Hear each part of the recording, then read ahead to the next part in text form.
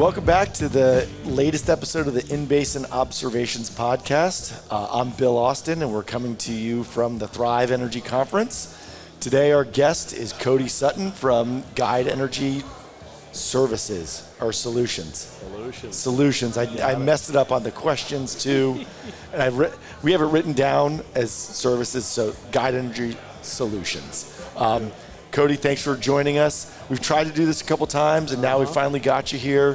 Finally landed me. Yeah, and thanks for joining. So, quick, just give us, for people that don't know Guide, a little bit of overview on Guide and then on you, and then we'll get right into it. Yeah, so Guide Energy Solutions, been around since 2019. We're a completions chemistry company and water treatment company where we're really focused on just outcomes of treating the water and providing a full completion fluid that is good for the reservoir and good for the fluids that we're putting it in. So, I'm sure we're going to get into a lot more of the details, so I'll keep it nice and brief there on who we are. Yeah, and then why don't you tell us a little bit about yourself and how you ended. Well, I'll ask the question on how you started it, but tell a little bit about yourself. Yeah, so came out of college and did engineering, and most engineers hate chemistry, as did I. Yeah. But been in the industry, in the chemical space since coming out of college, 2008. So definitely understand a lot of the evolution of the problems that we're solving. Mm-hmm. And we've been doing it for quite a while. A lot of the team that we built here together has been together for quite some time, about a dozen years for most of us. And, the background came from, seeing a lot of people who are having to deal with chemistry. Yep. But chemistry is a little bit different than a lot of the other engineering principles we deal with. It's just less tactile. It's less hands-on. You don't get to see everything it's doing everywhere that it's doing it. So we kind of formed the group and came together to just be a little bit more transparent and educational source on chemistry. I think the chemical industry has been a little bit of cloak and dagger, a little bit of snake oil in the past, and I think the willingness to be transparent and educational tells people, we actually know what this stuff is and what it's doing, and we're really focused on that. It's just, hey, if we can educate you on it, then we understand what we're doing. Cool.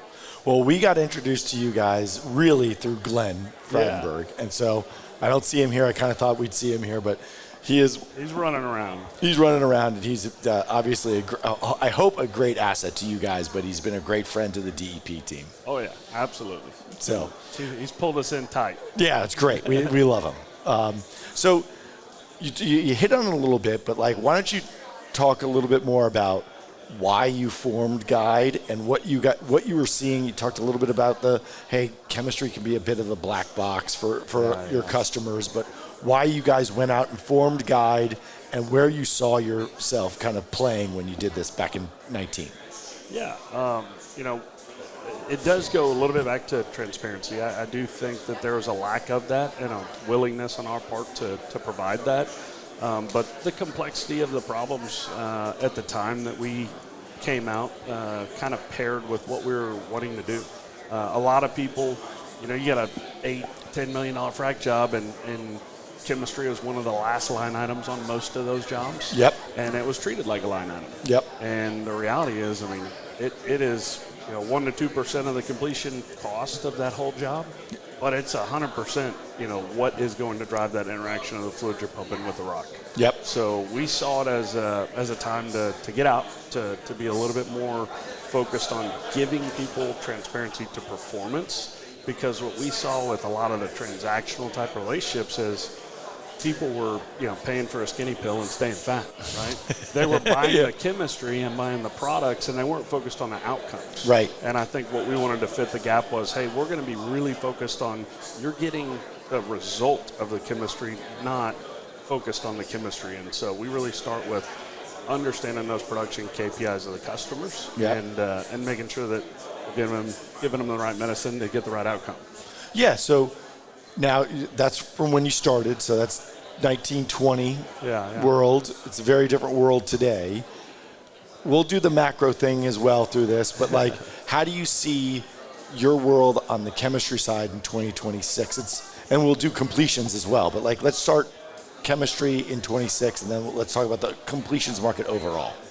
Yeah, chemistry market in 26, I think is interesting. I think in a market where you got $65 oil, and frankly less completions because we're doing bigger, more efficient jobs, you have less at bats. So I think people are going to be looking at everything with a more critical eye.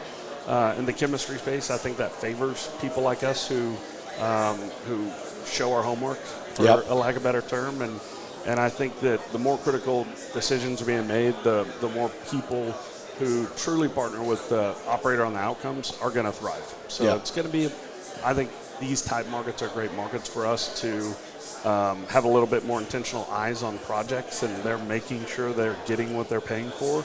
And ultimately what that means for the operator, I think our operators are driving to fewer vendors and really trying to find the right partners that are focused on outcomes. Okay. And that favors us and favors several in the industry.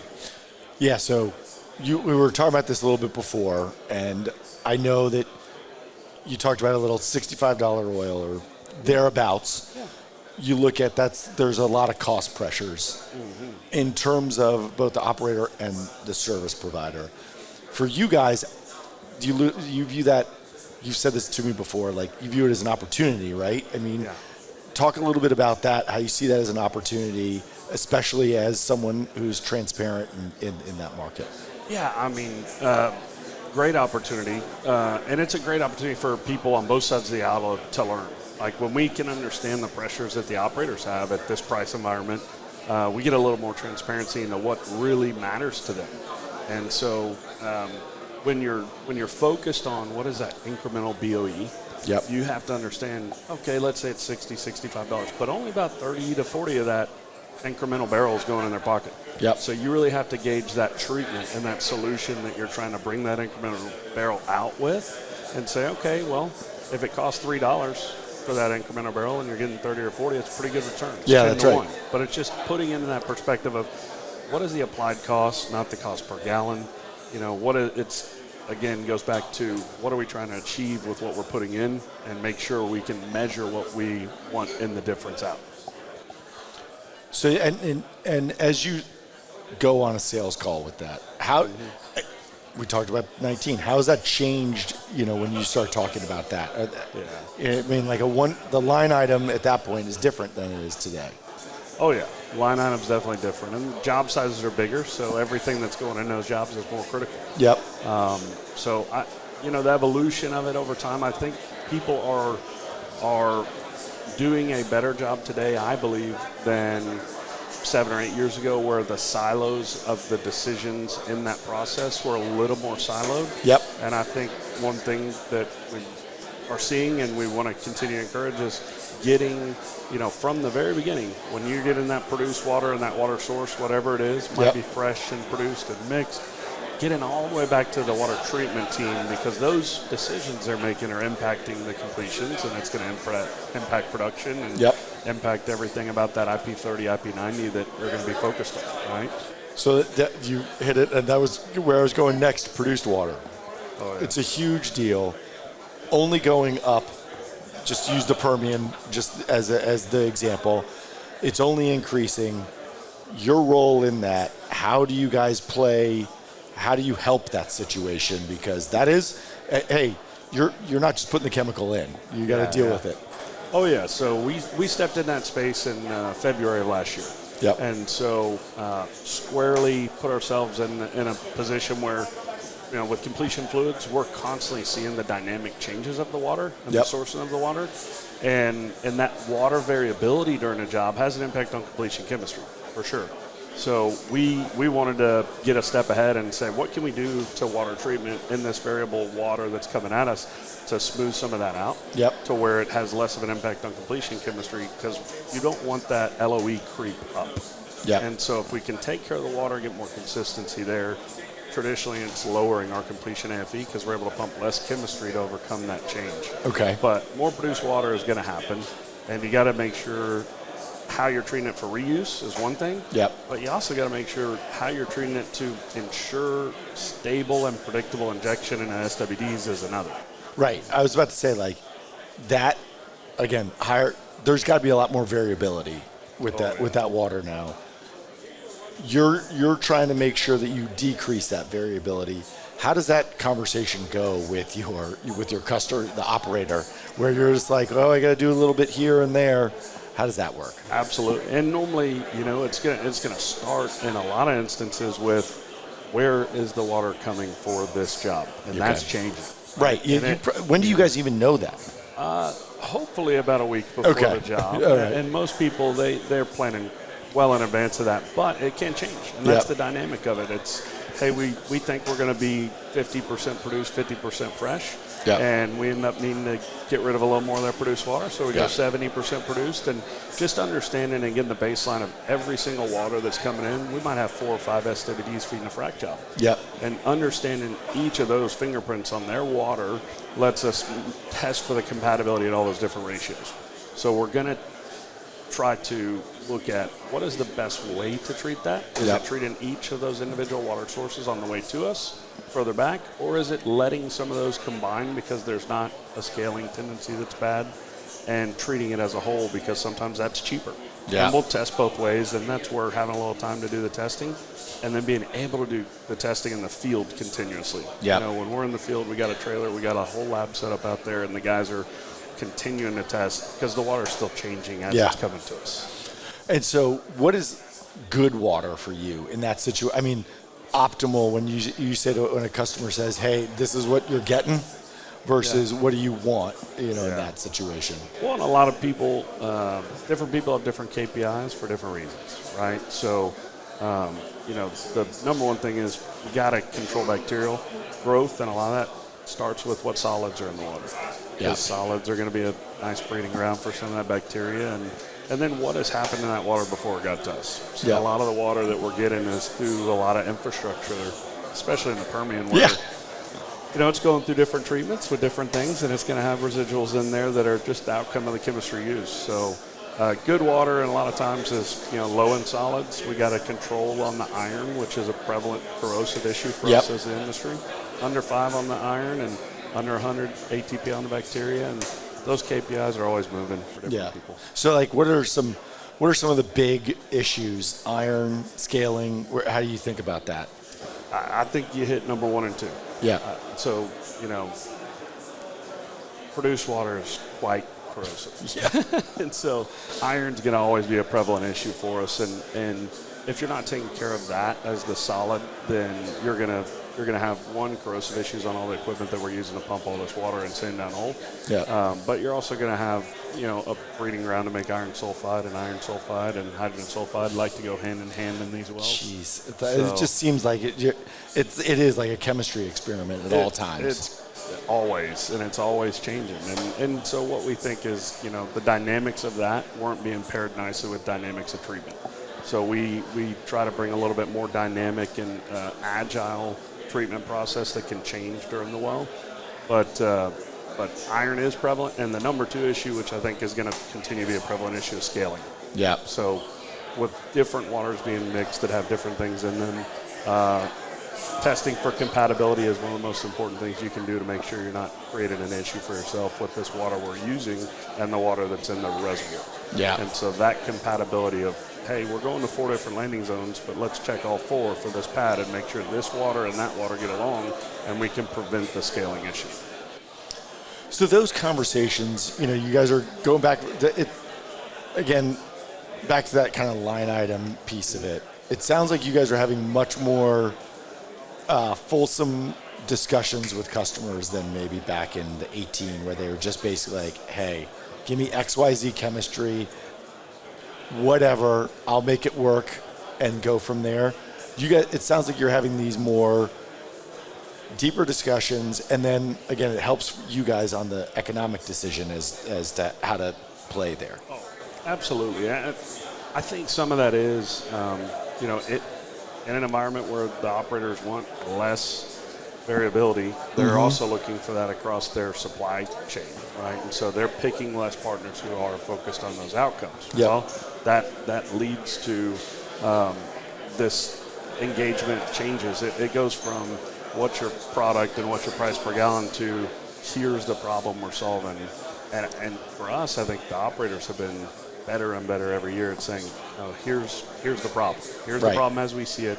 And we're really, it's us and them aligned against this problem and the challenge that we're trying to solve instead of us versus another competing vendor, right? And as they get better at outlining that to us and we get better at problem solving quickly, everything continues to improve in those relationships. Yeah, and that efficiency is a big part of it too. They're looking at you guys as saying, we know what we've got when it comes to them, good price product, and then it helps us with the, again, outcomes. How much, again, does the chemistry affect that outcome? When you can say, like, do you know even when you think about that? Yeah, I mean, in well production in particular, there's so many variables. Yeah, right? So many variables. So I think it's getting honest with each other on what that impact can be, right? Hey, let's honestly look at this and say, what can the impact of this be? What should the expectations be? Don't come in and overpromise the world and then underdeliver. So for us, when you control the amount of variables you can control, and you try to do single steps changes in variables, changing one thing at a time, you do get a lot more clarity, and then it comes down to a numbers game. Do you have enough of that to give you some statistical analysis and say, all right, with this confidence level, we think here's what we're doing. All right. That has to be a good pushing for you guys as you do well, as the production goes well, and whichever well that you're working on, it probably helps you guys. Oh, absolutely. And how predictable is it? Yeah. And then how accountable are you to the outcome? And I think operators are looking for that accountability for outcomes from a lot of places. We're one of them. But I think the more you can do that predictably, then the faster you're going to be the guy getting the call with the problem and saying, hey, we need to talk again. Got another one for you. Right. Well, and it also sounds like you guys are a bit of a problem solver too, right? Like, absolutely.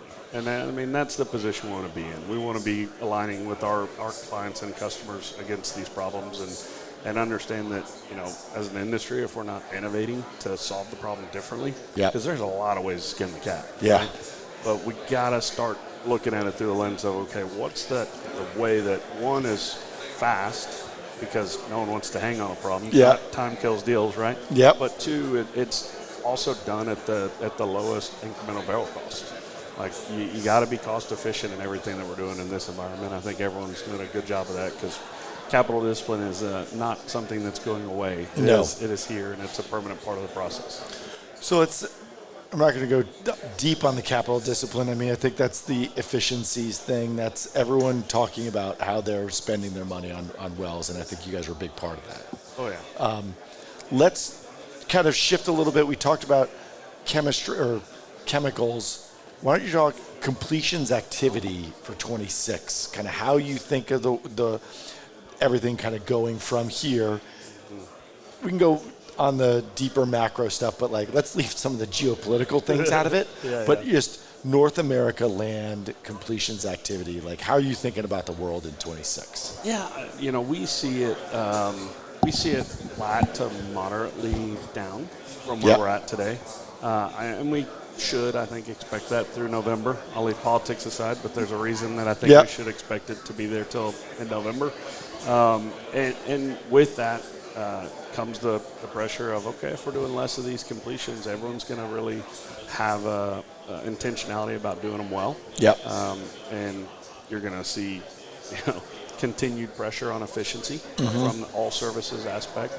And continued pressure on more reuse. But what's interesting, I think we're going to see more reuse in more places. It's not just the Permian. Yeah. We got a lot of people who are coming to us, and we're going more produced water in the Bakken. The Eagle Ford, the DJ is getting impacted by that, by some politics. So, hey, we need to do 3% this year, 6% next year of produced water. So I think the activity will be moderately flat, but the pressure on that activity will be ratcheted up quite a bit this year. Well, and that's the thing with the activity. You talked about jobs are bigger, right? That completion job's way bigger than it was 7 or 8 years ago. Yeah. So the intensity of a job has gone up significantly.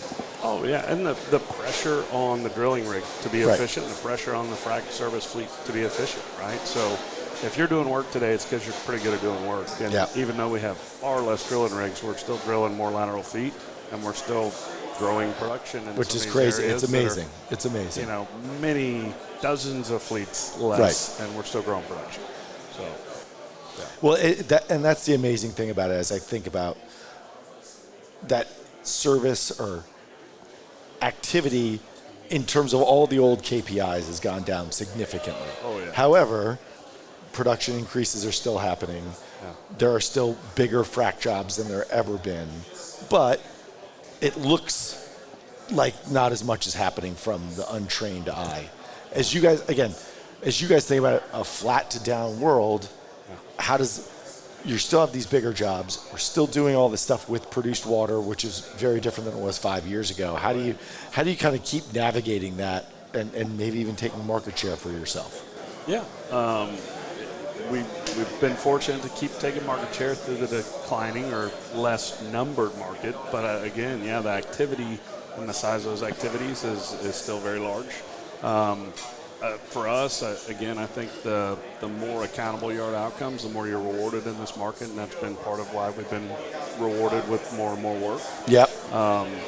And you know, the big picture of the pressures of the market, I think it's going to drive consolidation in some ways, and we're going to see that. But with so much extra equipment, if you want to call it that, out there, it's, you know, where does that consolidation start? Where does it end? Yep. And, you know, sometimes over consolidation is just as risky as what we see with the abundance of options, right? Yep. In the chemical world, there's an abundance of chemical vendors, right? But I think that some of that gets cold in this type of environment. Well, yeah, and look, chemical, it's not like you're building another widget. There's both a difficulty and an ease to get into the business versus building another frac fleet, which I know no one's doing that, but you know. Hopefully. Yeah, hopefully not. So, all right, I'll then think about this. We're talking macro stuff. What keeps you up at night when you you look at this flattish market? Again, you can say the geopolitical stuff. That's fine, but like, what keeps you up at night in terms of making your business run well?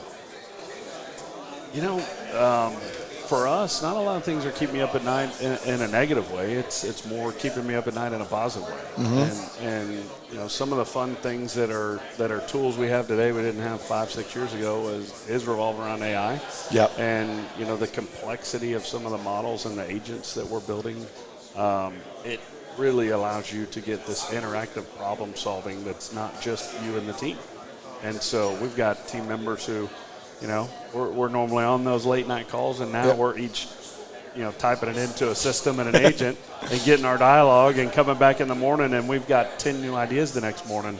And well, I didn't have this necessarily on the script, but I wanted to ask about it a little bit. All right, you guys are a small private business. Yeah. How do you use AI, these tools? Is it just, hey, I'm messing around with ChatGPT, or is it like you guys are actually having real workflows, changing things up? How are you guys thinking about that right now?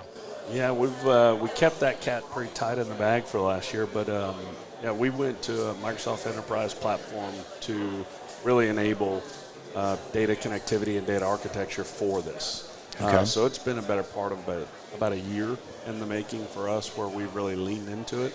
But we are leaning into it because, you know, in our world, we might publish, you know, 50,000 pages of lab reports in a year. Yep. You know, at least. It's a lot. And with all that data and all these disparate tests, sometimes it's hard to connect the dots for stronger correlation. Yeah. And so by taking all these, you know, 6 years worth of data and putting it into one dataverse and one database ecosystem, it has allowed us to set up our testing faster, test less things with higher outcomes, force rank, you know, the probabilities for success, and then force rank what is doing that highest probability of success at the lowest dollar amount. So the ability to leverage the new technology is pretty stark, and we're using a lot of programming, a lot of agentic things within our business, where I think we probably would have hired 20 more people by now if we didn't design these agents to do certain things for us. And it's operations, it's logistics, it's the lab, and it's connecting all that data in one place to pull down and analyze it a little bit differently than we were capable of 2 years ago. That's kind of interesting you say that as well. It's like you're not getting rid of people. You just weren't either hiring someone or you're just making your people better. Oh, yeah. Using it. You know, the big thing about all innovation really is we're, in some instances, you see you're raising the bar on certain people. And we've built an AI council and we've built an AI champions team. And those people are teaching other people how to do some of the development side of this. But it's that you're raising the floor. Yep. Like when our entire team is getting trained on how to work within Copilot and Azure and Power BI and Power Automate, these guys are, everyone at every level of the business is actually just getting a little bit more efficient and finding ways to get more efficient. So you start raising the entire floor of a people group, right? Not just raising the ceiling. It makes our team fundamentally more efficient and just have bigger impact. That's pretty incredible because, again, you guys aren't, Microsoft out there doing this stuff. This is a oil field services business. It really sounds like you guys are leaning in on it, which is good. I think, again, with all the data that you have, I'm sure people are asking about different KPIs that now, with all of that at your fingertips, you can do a little bit more work on. And it's given us transparency to it in real time, right? We can put sensors in the field that are collecting data more often than we can test for it, right? So we'll have probes ahead of us on the water treatment and behind us on the water treatment, and we're testing, every 10 minutes, every 15 minutes, and a person in a lab can't do that. Can't do that. Yep. And so again, a dozen locations, getting data points every 15 minutes, the data starts to add up, and you start really seeing some impact, understanding the variability and what that does to us on the completion side. Nice. All right. Well, we try to keep this pretty tight around here. Is there anything else you want to add? Thank you very much for coming on. Absolutely, dude. Thank you for having me. I think one thing that might be worth touching on is just what a lot of people here have been talking about is still how to get more out of these wells. I mean, a lot of the challenges that we're talking about here is we're still in a lot of areas single-digit recovery, and a lot of that focus is shifted again to surfactant. Yep. And we have definitely seen a lot of the majors and a lot of the active players in any size, shape, and form trying to say, okay, how do we really design for that? Yep. How do we make sure we get the right design to do it the right way? And I think it's to me, selfishly, we're the chemical guys. We love seeing the focus on it. We hate seeing the commoditization of any of these type of things, and we did see that, right? Yep. And so now it's more educating people how to tune a system, and that starts with the water, that starts with the oil, that starts with the rock, and making sure that, hey, if we're going to go pay for this stimulated rock volume, let's make sure we're treating it in a way that we're getting delivery in that reservoir and delivery out of that reservoir more efficiently. And that's a trend that's growing right now. Yeah. And well, again, just like things that become commodities, is surfactants doing that is very difficult for you because you want to use them to add value and to increase production. And it's about like any tool in the tool shed, though, right? You have to know how to use it. And that's where the education piece comes back in, and it is math. And it is an equation.